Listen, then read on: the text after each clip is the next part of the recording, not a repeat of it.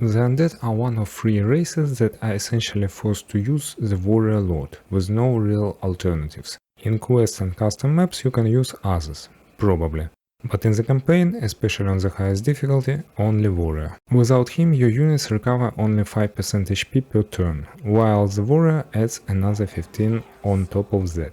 By the way, one of the warrior's advantages is sort of protection against enemy spell barrages. The opponent casts a spell on their turn, then your turn begins and you regenerate part or even all of the damage you took. And yes, at tier 5 the undead get their own version of a healer and can practically avoid losing HP in battles, but you still have to somehow survive until you reach that point. The Desk Knight is the undead version of warrior hero of Empire and Legions, with one important difference. Like all undead, he is immune to death magic. Aside from the obvious advantage in battles against other undead and black dragons, this also protects him from poison, which is useful in the early stage when you are fighting against Stag Masters, and sometimes it can help against Legion Fiends as well. Assassins, however, usually target melee heroes last. Overall, compared to the Empire and the Legions, the Desk Knight is more tanky and, like them, has fly, which is quite useful, since some campaign missions have a lot of water. By the way, if you are playing with a different hero, make sure to take the Travel Law feat by level 7 or 8,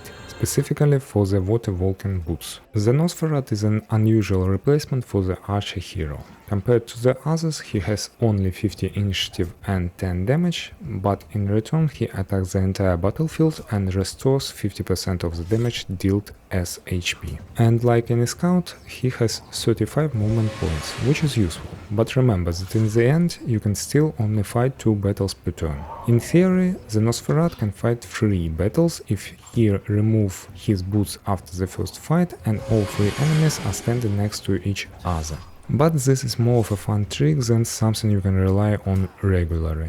He also has immunity to death magic. The Lich Queen is essentially a standard mage with death magic immunity on top, which is extremely useful in this case because mage's main enemy, the assassin, deals about a quarter of his damage as poison. Her key feature is that she provides the only source of elemental damage in the entire undead army.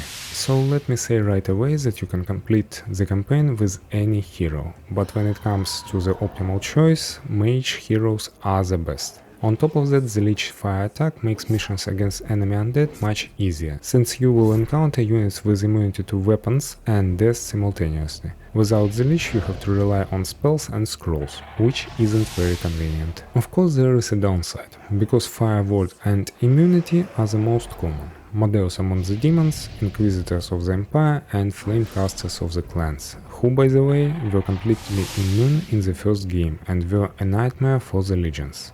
And of course among neutrals there are dragons with immunity, but in their case it doesn't matter much, since you will be relying on the phantoms paralyzes against them. But let's get back to mages. At the early levels the difference between heroes are noticeable. The warrior is the most durable, the archer has the highest initiative and the mage deals the most total damage.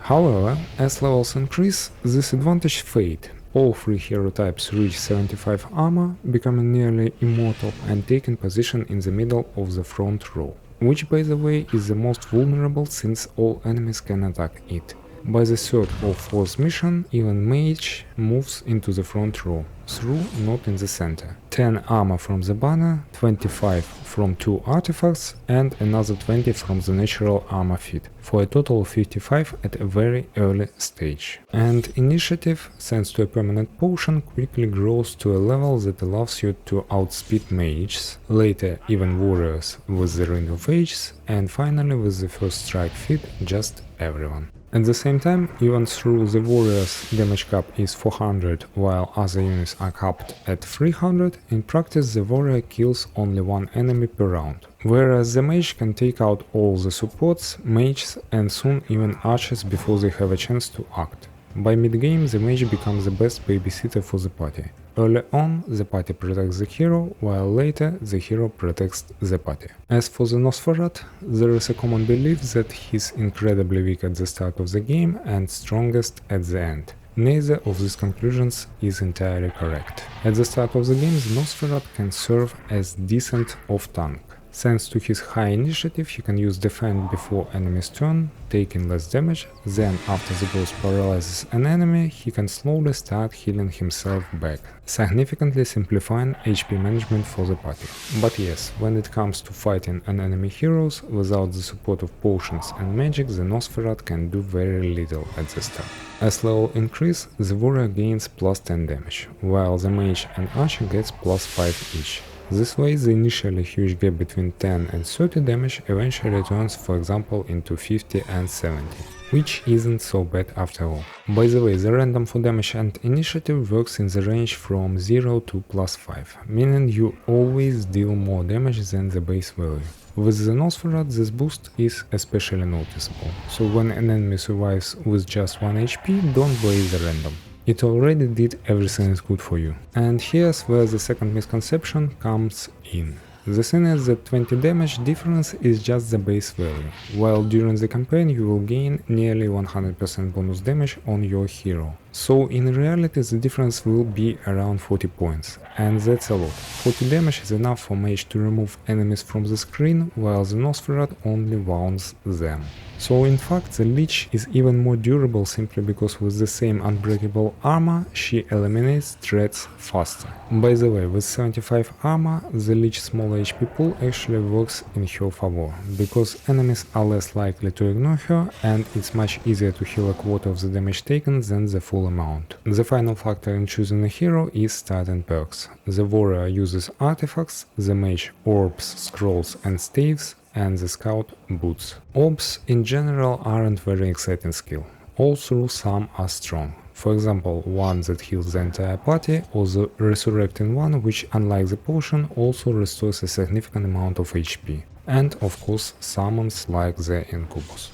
But mainly we are interested in staves and scrolls. The skill can't be gained through leveling up and is unique to mages. This means that if your main hero is the Lich, you will always have the full arsenal at hand, which is extremely convenient. With other heroes you will need to spend at least 500 gold and probably several turns just to transfer items.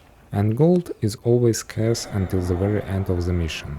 You need to unlock new unit tiers, hire road bearers, upgrade cities, buy artifacts and so on. Overall, as main hero, the Nosferat is very interesting and unusual, but he loses to the Lich at every stage of the game. The warrior starts strong but turns out to be the weakest in the long run, especially if you play a second campaign. As secondary heroes, however, it's the opposite. The warrior is your default choice, the Nosferat can sometimes be useful thanks to his mobility, and the Lich is mainly there to use scrolls and staves. Regarding the Banshee, at first glance her paralysis seems like a very strong attack, allowing you to farm lone powerful units like ogres. But in practice it all comes down to a 70% accuracy, meaning you will need a ton of reloads. And even then it's still pointless, because the Banshee's adventures eventually end by meeting an enemy hero. Therefore, road heroes should primarily be considered in the context of battles against each other. Fortunately, the IE thieves never seem to duel them. And of course you can use road heroes as your main hero for a challenge, but it doesn't really add anything interesting. Placing the road consumes all movement points, so it's usually impossible to make much use of it as a main hero. Alright, duels. And here things look bad. The Banshee loses to the Archangel simply because she has 70% chance to paralyze, while the Archangel has guaranteed healing. The Dwarf will just crush you, and against the Baroness there is a chance, but it's more like 50-50. So it's often better not to spend gold on the Banshee and send her alone. Let's start with banners. At first glance they all seem to provide roughly the same bonus, but a damage boosting banner is useless for units that deal no damage, that is, paralyzers, buffers and healers. The accuracy banner is a bit better because it works on paralyzers, but as levels increase it stops affecting the hero, since they will gain accuracy from leveling up and from permanent potion. By the way, for this reason the accuracy perk in the campaign is completely useless. The initiative banner is theoretically very useful, but most of the time it does nothing. It gives plus 10 to base initiative, and as I mentioned the random bonus ranges from 0 to plus 5. This means your archer will always go before the enemies, warriors almost always, and mages often. For everyone else, the effect is very weak. And it all sounds pretty good in theory, but the problem is that this only applies in mirror fights, which are rare. For example, everyone already acts before Ogre. At the same time, even with the banner, Shade not guaranteed to act first before him. And Phantoms go before Dragons even without a banner. You get the idea. Besides, your mages are already strongest in the game, and heroes will get an initiative bonus very early on anyway. And finally the defense banner, which is the best one and you should always use it, even if its numbers are lower than the others. First of all, it works all the time and on everyone. A Shade surviving with just 1 HP is practically a victory. Plus, it's synergized with any source of armor. In the case of the undead, only the hero and units in the city will have armor, but that's already good. And you can always drink a potion or use magic on top. And the point is that armor reduces damage by a percentage, meaning that each additional point of armor is more effective than the previous one. To cut damage in half, you need 50 points, but to halve it again, you only need 25 more. And with damage, it's the opposite. Each additional percent is less valuable than the previous one. The first 100 will double the damage, but to double it again, you will need 200 on top. Boots are pretty straightforward, just take them. Artifacts. One should always be taken for defense. The best artifact in the campaign will give you 35, which eventually brings the hero armor up to 75, which is more than enough. The second artifact should be for attack, but until you find the 35 defense one, it's better to use 2 defensive, which together will give you 25 armor. When the hero stands in the second row, you can swap to the attack artifacts if you have them, but between missions still import the defensive ones. The fifth item to carry over between missions is a staff. In the Undead campaign there are several good ones. Early on you want a staff that buffs initiative, later replace it with the Staff of Protection with 20 armor. Its cost to use is low, and basically you will always have the ability to boost your party's survivability and bring the hero's armor up to 90, making them practically immortal. Regarding books, unfortunately it's absolutely not worth spending an equipment slot on them. The perks granted by books can simply be taken as feats on level up, without wasting an equipment slot. In theory, books should give you flexibility, allowing you to choose the right one depending on the enemy, but in the campaign you are limited to just 5 transferable slots, so it doesn't work. The only exception to this rule is the Mind Ward book, but it's not available in the Undead campaign, and even where it exists, it's still not worth it. A similar effect can be gained from a potion or a shop spell. It's also worth mentioning that each campaign has a unique artifacts with on-hit effects. For the undead, these are Hag's Ring and Thanatos Blade. The ring gives a chance to turn an enemy into an imp, just like a Legion's Succubus. The blade chance to poison for 20 damage. The problem with all these artifacts is their low chance to trigger, which in the case of heroes attacking 6 targets at once apparently gets divided by 6. As a result, for mages the effect happens very rarely, roughly once per 18 attacked units. For warriors who attack a single target it's a bit better, but warriors already deal twice as much damage, so it's almost always easier for them to just kill the target with a damage artifact than try to control it. Fighter. This is a completely standard representative of its class, with no bonuses or penalties, identical to the Legion Warrior. At this stage it's still alive and does not have death immunity. At tier 2 it can finally part with life and become a zombie, or continue serving Mortis by becoming her Templar. Zombie gains an additional 50 HP and 25 damage, as do the later forms in this branch. It also gets the long-awaited death immunity, which will come in handy in battles against Sackmasters and Undead. After gaining enough experience and discarding its flesh, the zombie becomes a skeleton warrior. In addition to the standard stat bonuses, it gains a very impressive sword attack animation. The best skeleton warriors are promoted to skeleton champions. They are not only stronger, but also arguably the most visually impressive among the undead warriors. The final stage of skeleton development is the Phantom Warrior, which gains the additional ability to paralyze its enemies with a 50% chance. Unlike the Shade, a Phantom's paralysis can last for several rounds. All of this makes him one of the strongest warriors in the game, on par with Imperial soldiers. Alternatively, the fighter can dedicate their life to serving the Burnt Goddess, who will reward her champion with Elemental Ward. Compared to the zombie branch, the Templars get a 10 HP lower bonus, and being mortal, they remain vulnerable to death magic. And finally, Templars become Dark Lords, gaining the same 40 HP and 25 damage. The effectiveness of Templars defense varies greatly depending on your opponent. In the Empire, only the Hero and White Mage use air. In the Legions, the Archdevil and Madeus branch attack with fire, and there is also the Incubus with earth, so you don't want to let him attack you. Against the undead, of course, the zombie is much better. As for the clans, not only do they have access to all elements, but they also often use several of them in a single party. Loremaster, Earth, Giants, Earth, Water and Air, Flamecasters, obviously Fire, and finally Hermits, Water. Overall, against the Empire and Legions, Dark Lords are roughly on par with Skeletons, sometimes a bit better, sometimes worse. Against the Undead, it's just bad.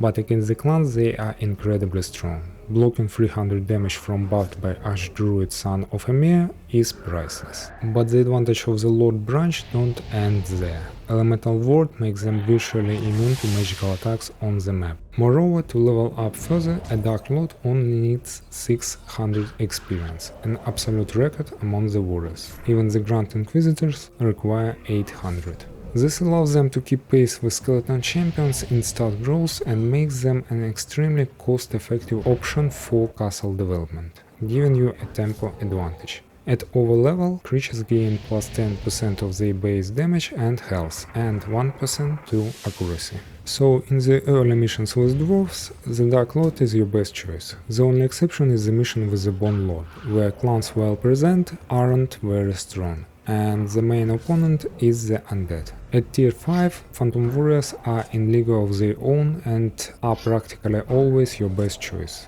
Even against the clans, their paralysis is still far more effective than Lord's defense. Developing Phantom is expensive, but it's worth it and should generally be your top priority. Mages. The Initiate, like a fighter, is a completely standard representative of its class and is still alive. At tier 2 it becomes a Warlock, gaining typical for mages 30 HP and 15 damage. Next it faces a choice: continue studying the dark arts and become a necromancer, gaining in addition to the stat bonus Death Ward. It's not full immunity of course, but it's already quite good. Or it can transform into Wraith, which we will discuss a bit later. After gaining enough experience, the Necromancer becomes true undead, with a choice between Vampire and Lich. The Vampire gains 50 more HP than usual, becoming an incredibly tanky mage. Its damage only increases by 5, which is still enough in practice. Additionally, the Vampire restores HP equal to 50% of the damage it deals. If until now your mages were suffering from enemy archers and losing a significant amount of HP in fights with opposing mages, those problems are gone now. Vampires are very hard to kill and will often come out of battles at full health. After drinking enough blood, the vampire becomes an Elder, plus 35 HP and 10 damage. But now, when an Elder vampire heals itself to full health, it starts to heal the party in the same manner, distributing HP among wounded units. Yes, healing is at best only half as strong as that of the Prophetess. But, unlike the Empire, you don't have to sacrifice a party slot for a dedicated healer. You have a full-fledged battle mage, or even two, who also provides healing. It's safe to say that 2 Phantoms, the Lich Queen, Shade and 2 Vampires form the strongest undead in-game party overall. The Lich is basically just a mage on steroids, gaining 35 HP and 25 damage. The Archlich, on the other hand, adds 30 HP and only 20 damage. Thus, if you compare the Lich and Madeus, the Undead ends up with a total of 15 damage more. This effectively makes them the deadliest mage in the game. But here's the thing. As you likely recall, Legions hardly ever use Madeuses, simply because Incubus and Succubus are far more useful. Undead of course don't have to choose between paralyzes and mages. But even so, the Lich extra 30 damage almost never outweighs the survivability and utility of the Vampire. It's absurd, but the best mage in the game is simply not needed. No, the Lich is perfectly fine in a single battle. But Disciples isn't sprint, it's a marathon. You don't fight just once, but twice every turn. In such conditions, the vampire is king. Alternatively, a warlock can shed the immortal flesh and become a wraith. The HP doesn't increase, but in exchange for it as an addition to their immunity, they also gain immunity to weapon. Their damage and initiative rise to 60, but now they can attack on a single target, essentially turning them into archers, except their accuracy remains at 80%. And yes, weapon immunity is an extremely powerful trait, which many consider outright broken. And they are partially right. A wraith can be placed in the front line and most enemies won't be able to do anything to it. But here, as with Dark Lords, or rather exactly the opposite, effectiveness depends on who your opponent is. Empire or Legions, the wraith will do just fine. In the Elven DLC, Gargoyles gain the Earth element, but who plays those elves? Brr. The Undead? Surprisingly, in the Bone Lord mission, the wraith is your best and only needed unit, provided your hero is a lich, otherwise it will be tough without skeletons. But when it comes to clans, which for lore reasons you will face often, the wraith is simply a terrible choice. Sooner or later you will run into a dwarven party that will wipe out your spirits in the very first round. And of course there are dragons. A single one, wraith might survive, but a group of two is a guaranteed unit loss. And yes, almost forgot,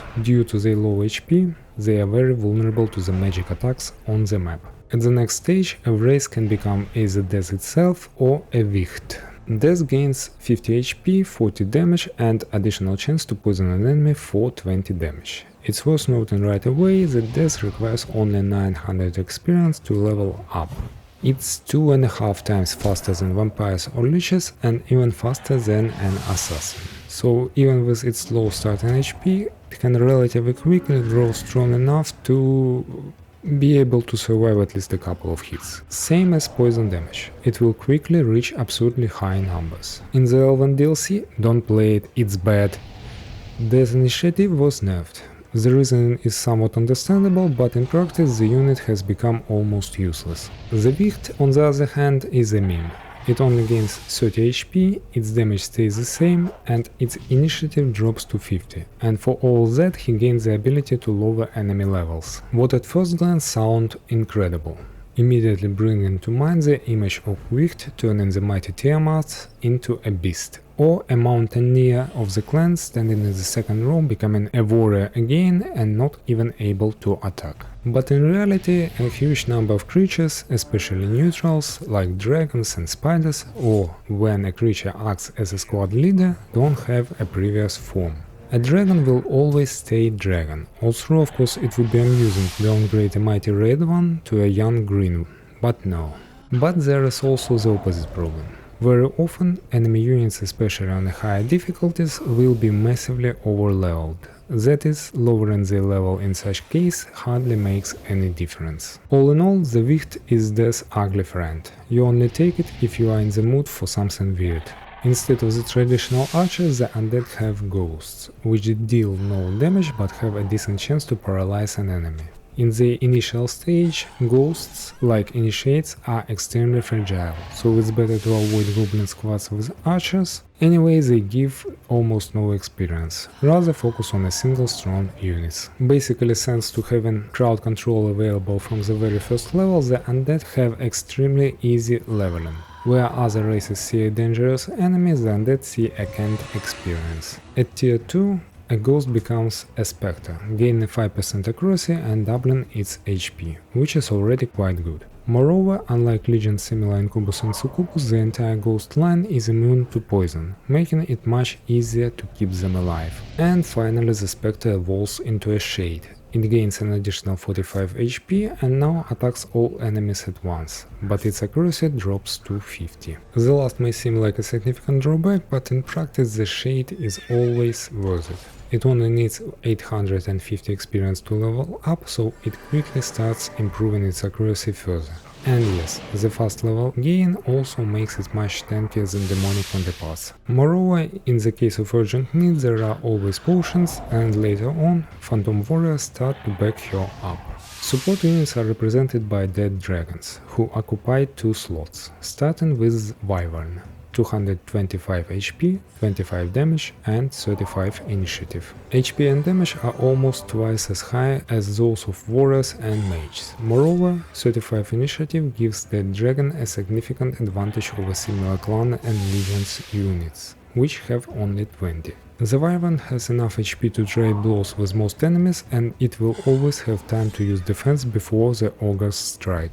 And perhaps the main advantage of the Wyvern is that it's available already at tier 1, unlike others which appear at tier 3 and 4.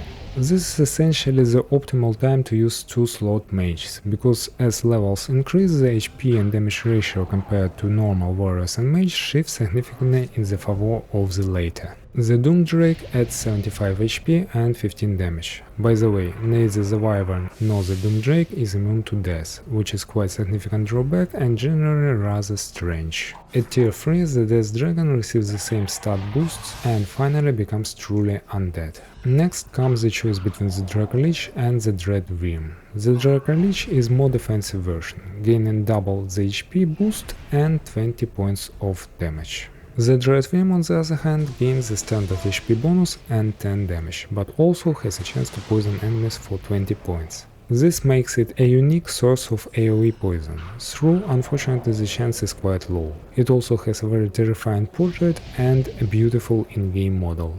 But whatever. So while the hero's leadership is still low, the dragons and especially Wyvern are great units that can tank and still deal decent damage. But when your entire squad is filled, enemies will simply ignore them, attacking softer targets instead. At the same time, by this stage the dragon's damage no longer looks all that impressive. Moreover, at higher tiers, taking dragons become downright expensive. What I mean is at third leadership you can take the hero, Wyvern and Ghost, without spending gold on building warriors or mages. At fourth, you add a warrior and you still don't need to build mages dwellings, or vice versa. But at 5th leadership you will need everyone, and adding dragon to your army becomes a luxury that will cost you another 3000 gold, while the dragon itself no longer provides much benefit. The Dracolich is probably the most useless. Its window of opportunity is the brief moment when your hero already has 5th leadership but isn't tanky enough to stand in the center of the first line yet. In these conditions, the Dracolich can fill that slot, ensuring it won't be killed in the first round. But that's about it. The Dread Worm is a bit more interesting, because it allows you to have both vampire and a source of poison in your army at the same time. But even here it's not like there is much of a point.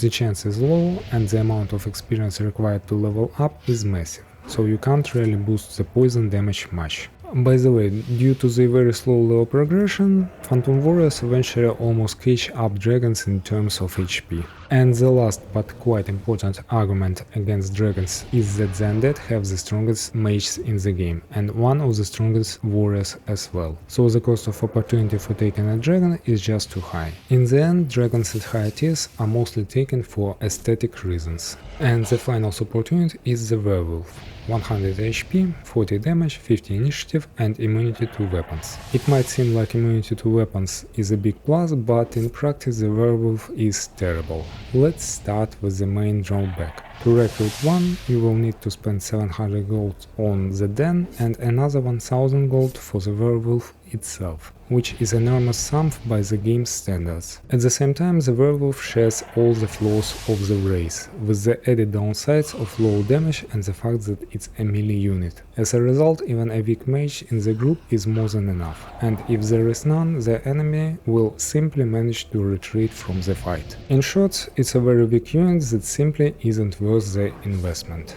Learning new spells in Disciples is a very expensive endeavor even for a mage lord, so the rule of thumb is to keep the number of spells to a bare minimum. The undead magic consists of offensive spells, summons and debuffs. It's worth noting right away that debuffs are generally worse than buffs, because they only affect one target, while buffs last until your next turn. Also, enemies in castles and dungeons are immune to them. But debuffs too can occasionally be useful. Also, the undead army is generally so strong that it usually does just fine without them. One debuff worth highlighting is Rust, which reduces the target's armor by 50 points. You don't use it often, but it's definitely not something person to forget about. A few times you will encounter Onyx gargoyles, and fighting them without Rust means guaranteed loss of a unit. And of course, Rust is essentially an auto win in the final battle of the campaign. As for the accuracy debuffs, at higher difficulty levels the IE has invisible accuracy bonus for all its squads, which is why it misses so rarely. In general, reducing accuracy works well only if you can stack a lot of it. Offensive spells are used as need appears and will be indispensable in the Bone Lord's mission if you are not using the Lich Queen. On summons. The skeleton is cheap and quite versatile unit. It can be used for scouting the map or ruins, checking what items neutral squad is guarding, or simply delivering those items to the hero so it doesn't spend movement points, like for example across a river. Also don't forget that skeleton can buy spells at the magic shop, which is quite convenient, as you often visit it for the first time without any spare gold.